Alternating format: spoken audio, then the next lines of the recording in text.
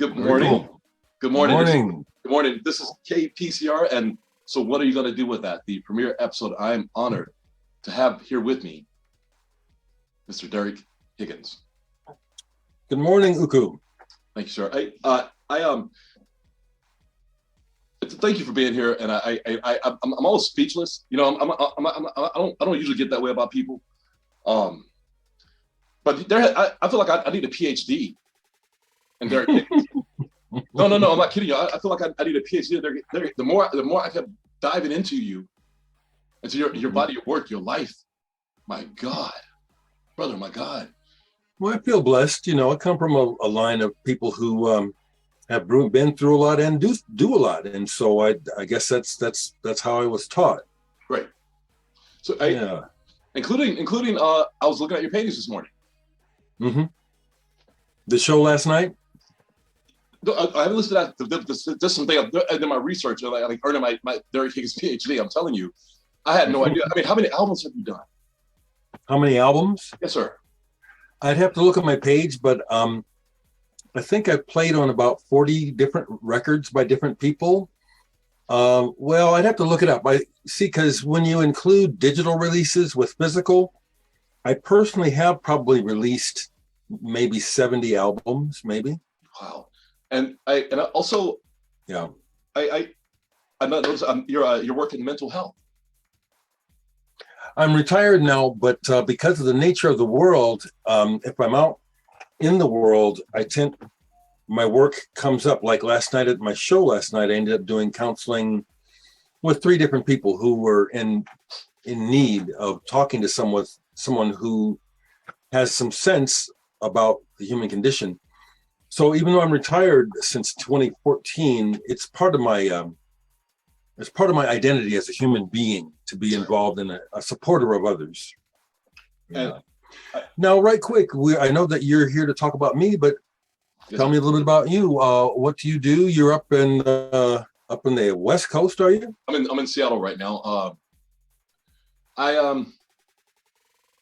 What can I say about me? I'm here with you. Now you've really broken up now. I didn't hear a thing you said.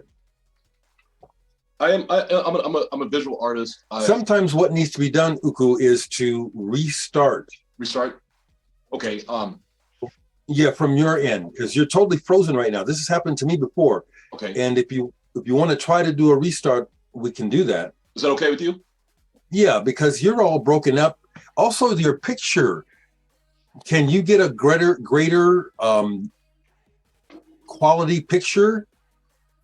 Now you're looking better now. Okay. What'd you do? I moved the camera closer. Okay. You're still moving like you're about to break up, but if you want to keep going, we'll go. I just keep noticing that. Okay. Thank you.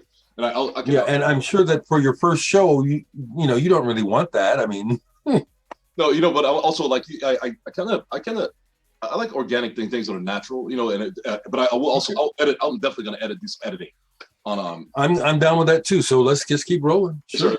So yeah. You asked about me. Thank you for asking. I'm a visual artist. I do radio broadcasting, obviously, I'm just here on this planet trying to figure it out while I have a chance to.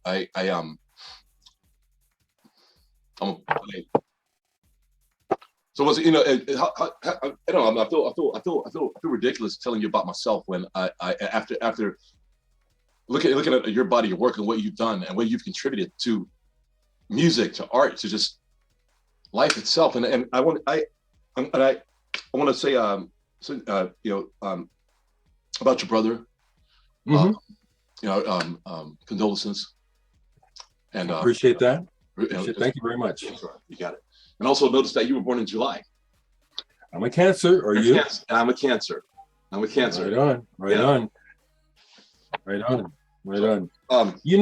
I just want to say right quick before we continue, everyone's contribution is important, including yours. So you're okay. Very important. That means a lot. It means a lot. I was listening to Future still this morning. Okay. Because honestly, I didn't sleep very much. I guess I don't get worked up by many things, and I was really excited to talk to you, and I wanted to find out more about you. And the more I found out about you, the more I realized that there's more to find out about you. I mean, well, I'm honored. Seriously, I don't know if you caught. Go ahead. No, sir. I'm listening. No, okay, but I was listening to Future, and I said actually the other day this weekend I was listening to some of your music, and a friend walked in. She was like, "Who's that?" And I'm like, "Yeah, who is that? Really, seriously, who is that?"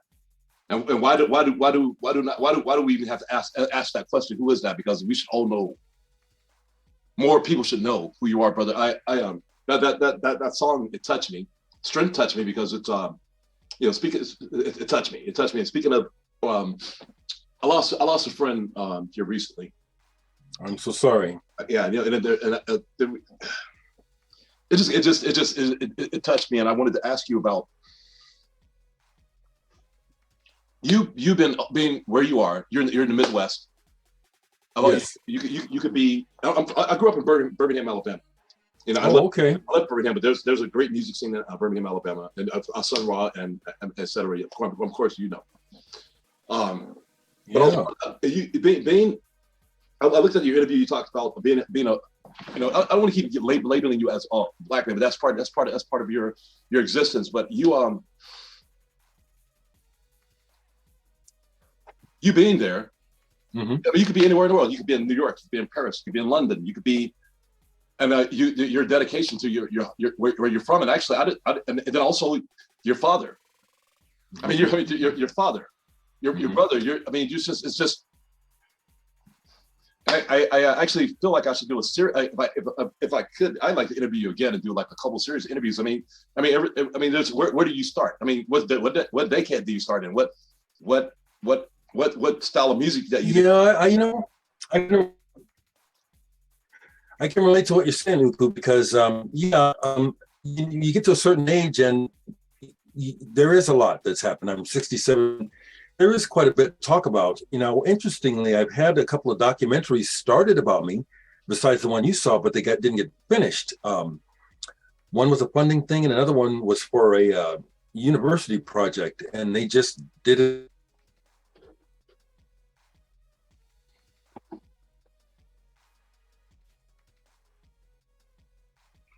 Yeah, see, that's what I was afraid would happen with the bad connection, but we can keep going. Okay, I got kicked off.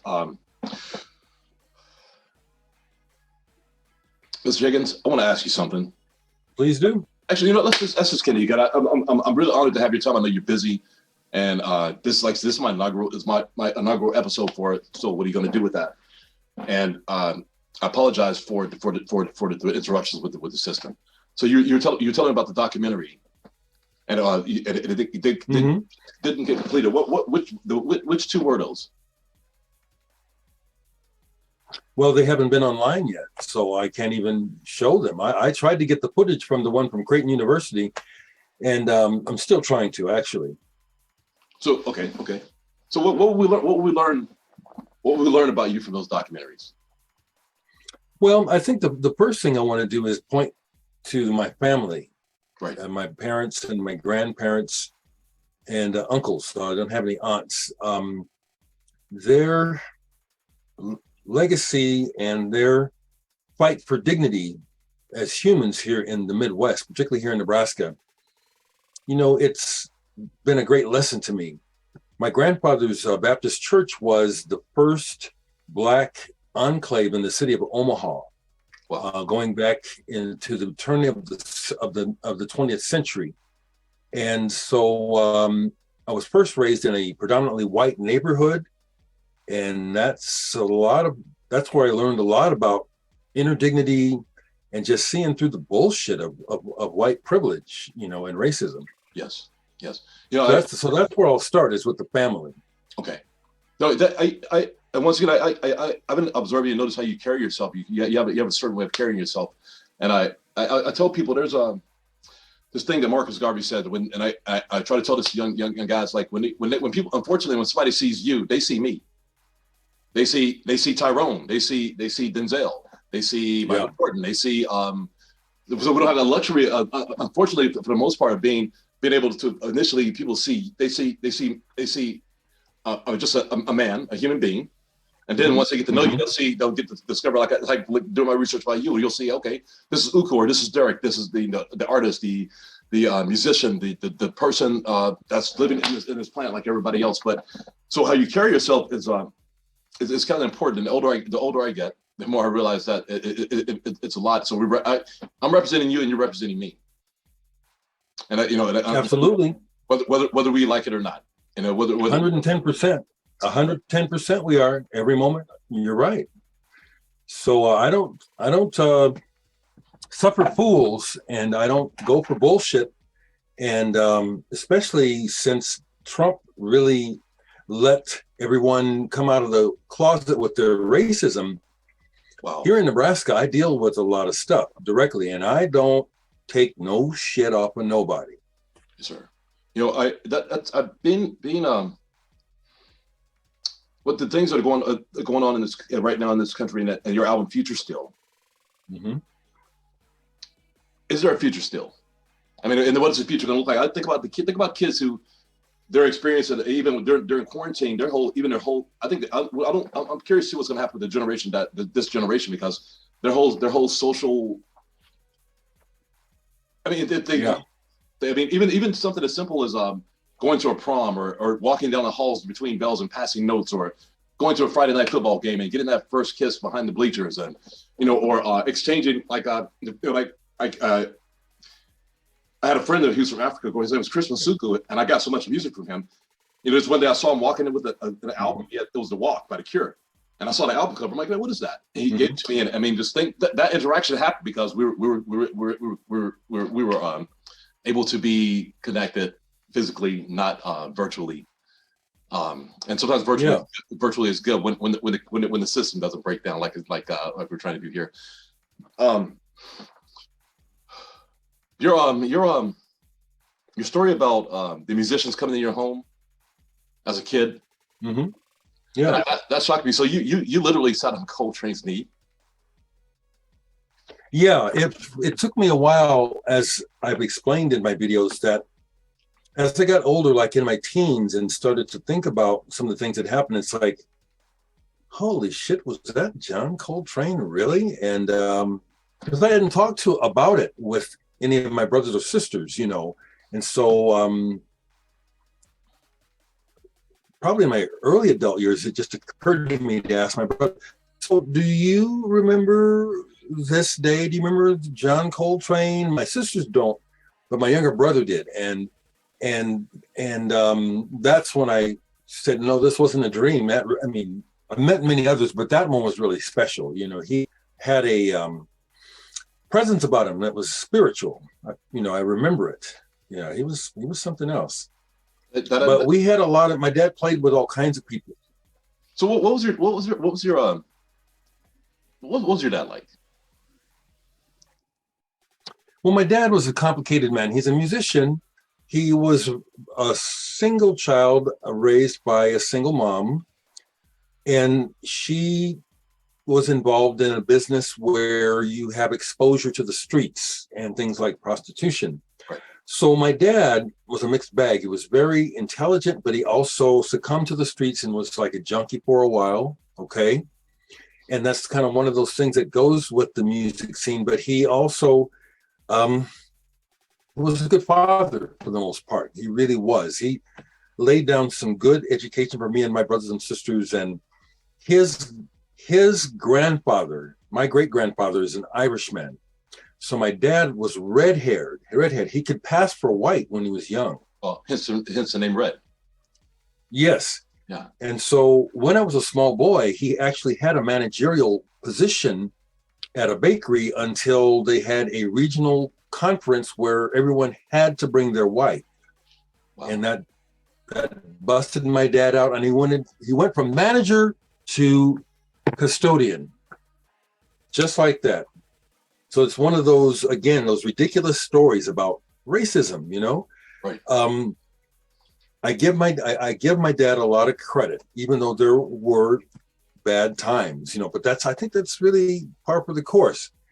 And so I keep a perspective on it. I think that he gave me much more than positive than negative. Exactly. Same for my mom. And I'm glad you're still not mad about not getting that guitar. I read that story about them. Oh, that was a very important lesson. Uku, that was a very important lesson for me, actually. Yeah. It was. He really helped me to see who I really am. He made the right choice. My younger brother got the guitar, and before he passed away, my brother was almost a virtuoso. He wasn't very good at the business, and that's why I was going to try to get him going again. But we had a jazz trio with my brother and another guy. I had to practice for almost 3 years before I was good enough to play with him in public, okay? Wow. And that my dad recognized that. See, now I just wanted to play. So I taught myself how to play rock, but the Beatles changed my life, and rock music was my focus more than necessarily soul music. I mean, I love it all, but I was enamored with the British invasion. Yes. And so I wanted to play rock, and I taught myself how to, So I like growing up in a house of musicians and growing up, I was in an eclectic household. I'm assuming that you did, but you're leaning towards rock music. You're being like with me.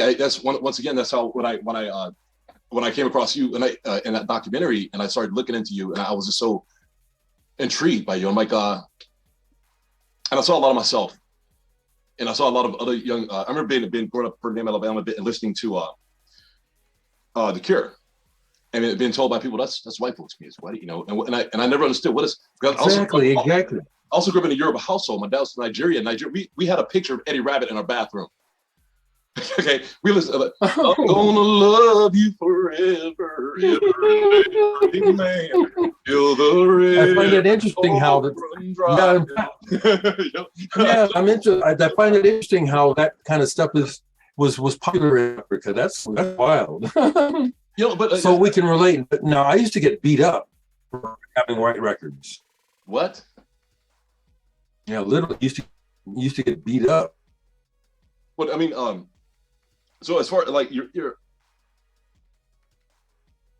peers, having peers and growing up with that, and growing up in the Midwest, I've been through Nebraska. I can't imagine.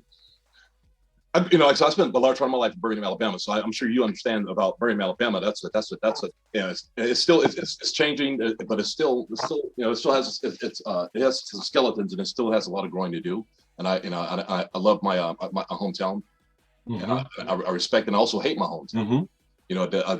There's some things that happened there that need to be addressed. Things that are still happening there that need to be addressed. But overall, it's also the place where Sun Ra is from. I mean, and basically the Temptations, Shall I Go On? Yes. Yes. This current situation with the country right now, brother. I'm going to Africa soon, and Wow. Yeah, I've been feeling, you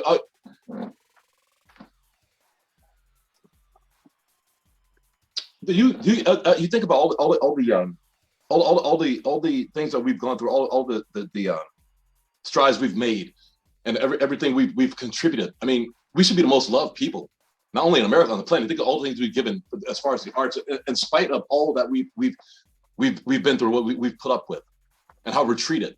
And yeah.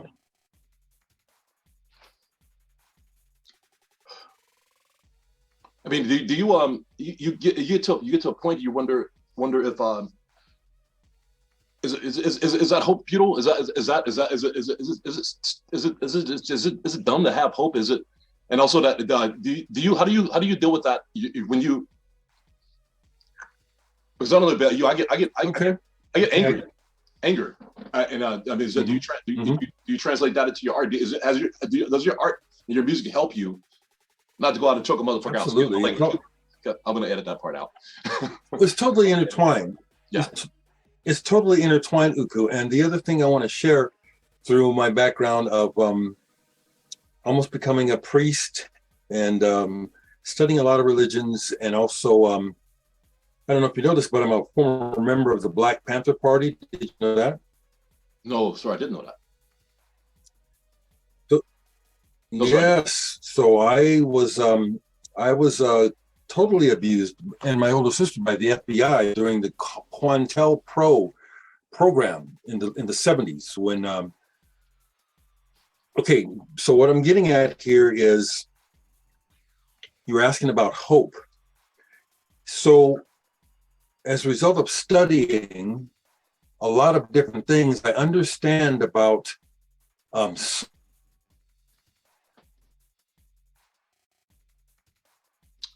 okay, I'm just going to keep going. Are we good? Let's keep going. The Black Panther Party. Okay, so let me. Yes, so but I wanted to get to the part of, as a result of studying history and a whole lot of other things, I understand about the cycles of epochs and okay. So as far as I can understand, America in particular, we're in the end of the end of the empire. Empires last about 300 years. Right. This has been studied. Okay, so what I'm trying to say is, I'm not so much concerned about having hope, because I know that things go in cycles. Okay, I may not see the beginning of a new day. I may only live to see things continue to get worse. But I know by viewing history from a larger perspective that there will be a new beginning for someone at some time. I would like to hope that a time comes in the future with a new beginning where the white advantage disappears. I think that's what I would hope for in the, yeah. I think that's happening, and that's part of the why the Kraken's been released and why a lot of people are angry. They realize that that privilege is not happening anymore. A lot of people are waking up. People can read now. Yeah. Partly thank you for the print press, but people can interpret the Bible by themselves. They can interpret the Constitution for themselves. People, that's keep the slaves from reading.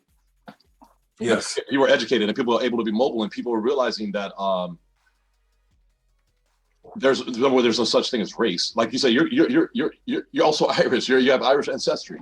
My great grandfather was Scottish, Kilgore. But also African ancestry, and I'll show people a picture of him. And I kind of look like him. Some of my features are like, some puts the West African side is strong, right? Yes, but that's pretty cool. Yeah, it is. We have a lot in common. We have a lot in common. Yes, sir, we do. And like I said, when I see so much of myself in you, and I'm gonna ask you something, and I'm gonna keep this, but I know you're so busy, and I want to see if I can schedule another interview with you. And I know sure. there's so many things I want to touch on.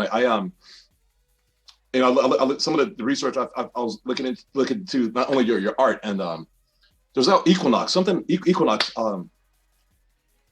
beautiful. Yeah, I can't even call it in my mind now, but thank you. Okay, yes, thank you. I mean, your album collection. You're just.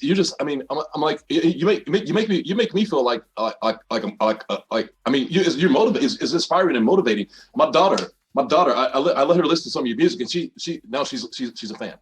She's 16. Thank you. Yeah, that means a lot to me when I get through to the young folks. Thank you. So, and four of my friends right now, they're probably listening to you right now, your music right now, and I awesome. And speaking of racism, and I actually told him, I'm honored. I actually told him, I said, doing research and looking into the things you've done, the way you contributed to just the culture, period. And I'm talking not just musical culture, art culture, and everything else. Just the way I can imagine that imagine you playing a gig in the 70s and the 80s and going to some town and you walking on stage I mean, but you holding yourself and being presenting yourself and bringing this gift that you have and giving it regardless. And I honestly, how can I put that? I told my friend, I said, if he was a white man, they'd have a statue in Washington, D.C. Yeah.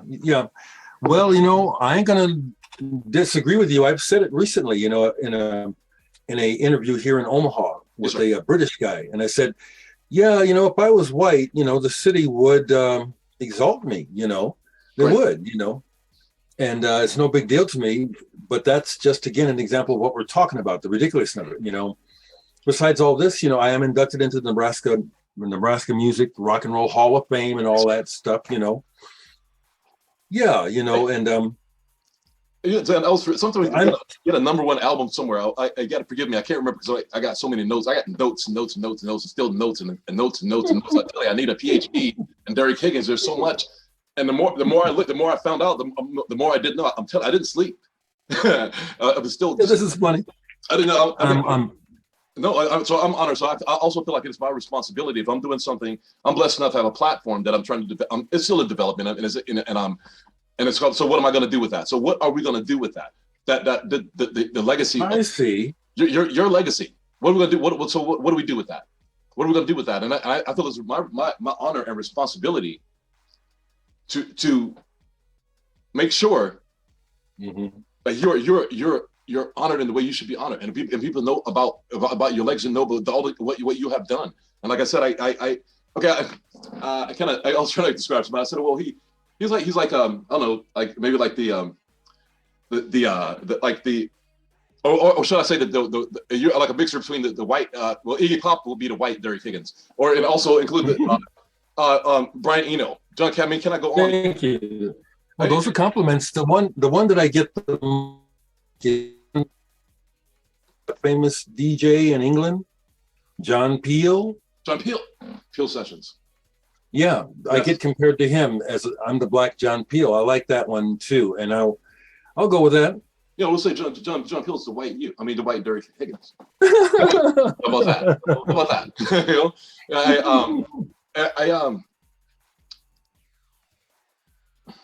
You know, you're on a record label. Yeah. I mean, and I wanted to also talk to you about I had all these ideas about what else, your music, your art, and also just I wanted to touch base on your experience as a man of color, shall we say, a black, African multicultural descent, but definitely an African descent, and your presence and how your ability to maintain not only your output, your contributions. You're not. I mean, and I observed your interviews with people. You have friends from all that run the gamut. I saw you, the Agent Orange. I saw that one. I sent that to my friend. She's a big Agent Orange fan. She was all giddy about it. Yes, yeah. You have a new groupie, by the way. I'll just let you know. Yeah. Last night was amazing. We had an amazing show last night. So what's your motivation? What is Derek Higgins when Derek Higgins, like something like honestly like I don't say this, I'm saying this, I mean it. You the world should know about you, and especially our people, Black people should know about you. And unfortunately,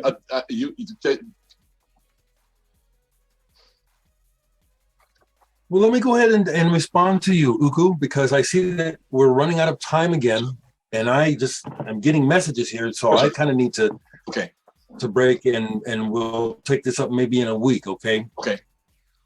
Uku, what I want to say about what I'm motivated by is realizing that 90% of what I was taught by the system was a lie.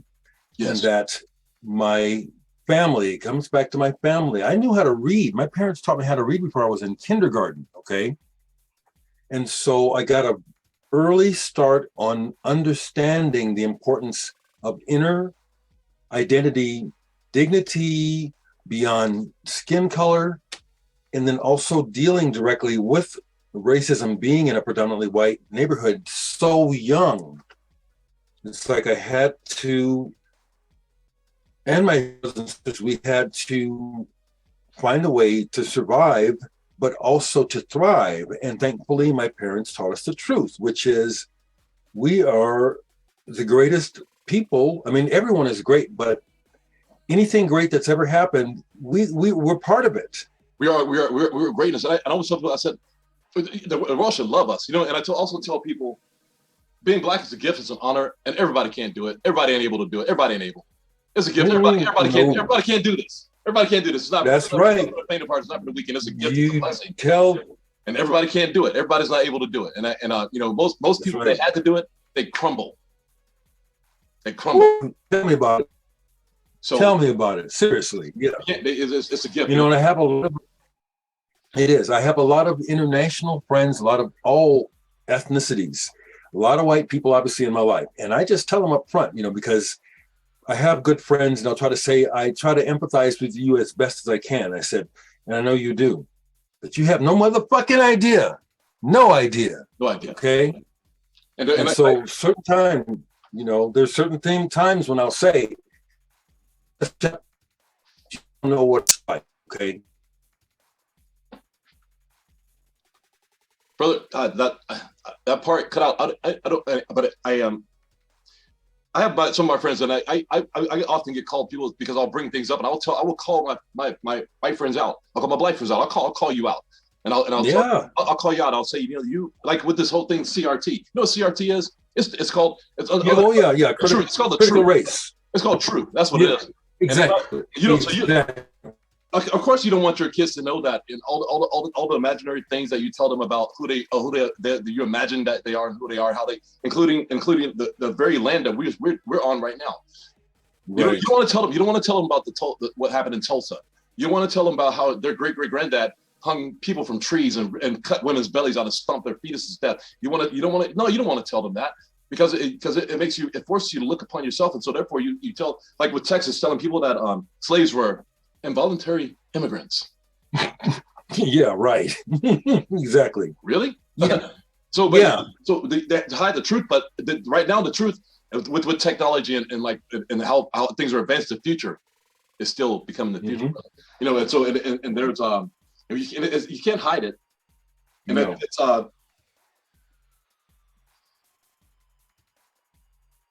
you can't lie to the kids. We cannot lie. No. You can't, because they'll see it. And like you say, we're in the midst of the breakdown of the old paradigm, and that's why things are so crazy and violent. And it just makes sense because, you know, America wasn't discovered; it was invaded. So these folks have been acting like this from the get-go. Right. You know, I mean, I was telling somebody the other day what it's called. It's the glitch. It's like Obama was a glitch. Mm-hmm. You know, the glitch, like everything that you've been taught about so-called. Even I've met people before, who have never met a black person before. They have these ideas about black people, what they think who we are and what they think they know about us. And some of them have good intentions. Some are just ignorant and diabolical in me. But some of them they really don't know, and they have an experience. They meet you. Once again, it goes back to that thing about when they meet you, they meet me. Yes. And we just started understanding that. I'm starting to understand that older I get. And I haven't represented well my whole life. You know, exactly. I'm a human being. So I got this from my parents. They said, right. You know, and my grandfather in particular, he was a minister, and he wasn't a hypocrite. He really did change from being, you know, a blues singer, a backdoor man, and he went straight, and he carried himself with dignity. And it was like he was a big role model for me. And this is how I carry myself. Even though I need teeth, people hardly even notice it. You know, it's like because of the whole countenance, you know what I'm saying? Right. And I'll get to my teeth eventually. I just don't want to be bothered with the dentist and the money. You know, it's the inner part that's the most. You hardly notice it, do you? No, I didn't know. I'm just seeing this golden glow, and I'm really trying. I'm really not. I'm really trying not to act like a kid. You need to stop that because you need to stop that because you're my equal. Now cut that shit out. Okay, you're my brother and we're equals. Get your glow on, okay, Uku, because you know you got it. I'm seeing it, okay? Let that shit grow. Now that's where I'm at. That's really what motivates me, is knowing some real truth about life and how if anything gets better, we all get better. And it's very important for me to support and to encourage you to just let your light shine. Okay, you're a very important person. Very important. We're and I would not have agreed to do this if I didn't realize that. And honestly, I was like, to be honest, I was shocked, but he's not serious. And how does he have time? And then I was a little. I'm so honored, and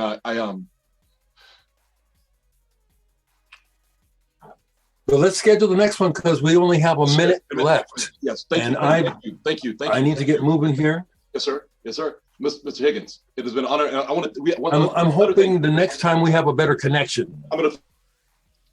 Okay. Once again, before I go, let's just wrap it up right quick, all right? Because I got to get going. Talk about things that haven't come. My grandfather. This has been good, Uku. Thank you. My grandfather was a pastor, and his name was Reverend James Dilbine Sr. in Selma, Alabama. I'm going to tell you some history about something that happened that he was involved in, and including marching across that bridge. And if you, we have a lot in common, sir. And I look forward to speaking with you again. I thank you for your time. Thank you for your presence. Thank you for your gifts. Thank you for your essence. And it is an honor. And I look forward to speaking with you again. And my pleasure. Ashe, brother. What am I going to do with that? Yeah, check with me next week, okay? Yeah, check with me next week, okay? And we can get together again. I'm hoping that you have a better connection then. And thank you for your patience. And you have